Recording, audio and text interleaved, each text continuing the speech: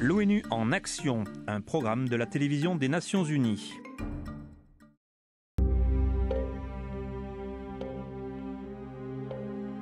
Ce sont les visages de victimes de la dictature en Uruguay. Des centaines de disparus et plus de 10 000 femmes et hommes faits prisonniers et torturés. « 40 ans plus tard, des survivants et des proches continuent de se battre pour obtenir des réponses. They have a right to truth, justice, reparations. I think that there is still much more room for active and effective truth-seeking.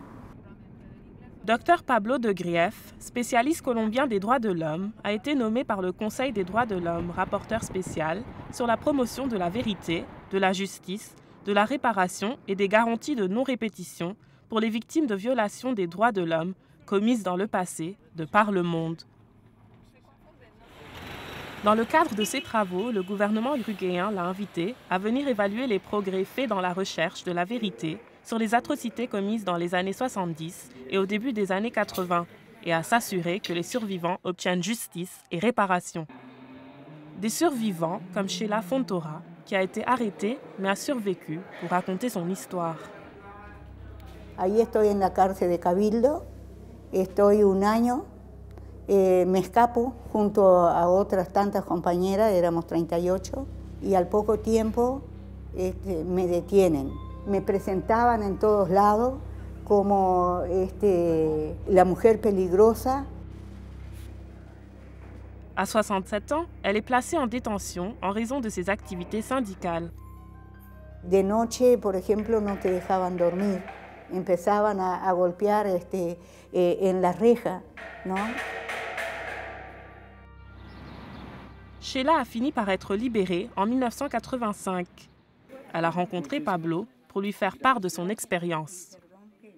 Denuncié todo lo que habían hecho. Aquí queda claro que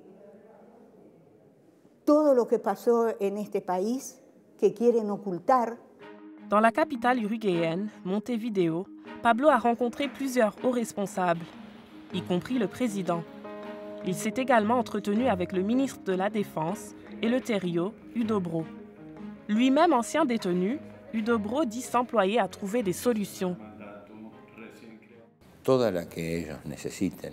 Nosotros estamos colaborando activamente en todos los pedidos que nos hace la justicia o los organismos de derechos humanos para tratar de averiguar el destino de los desaparecidos. Pablo admet que le pays a fait des progrès, certes lents, s'agissant des victimes de disparitions forcées. C'est le cas de Soledad Doceti Garcia, dont les parents ont disparu en 1977 alors qu'elle n'était encore qu'un bébé. On leur reprochait d'être des radicaux de gauche.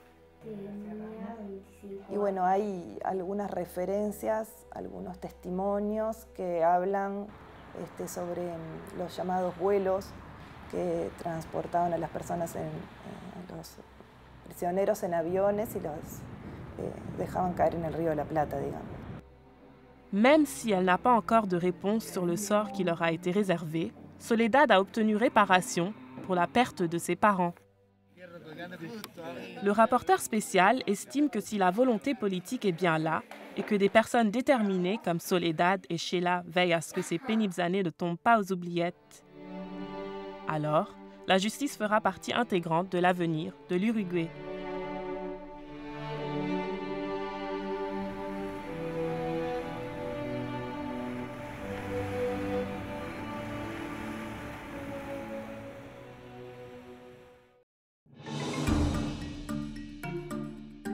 Ce reportage a été réalisé par Marie Ferreira pour les Nations Unies.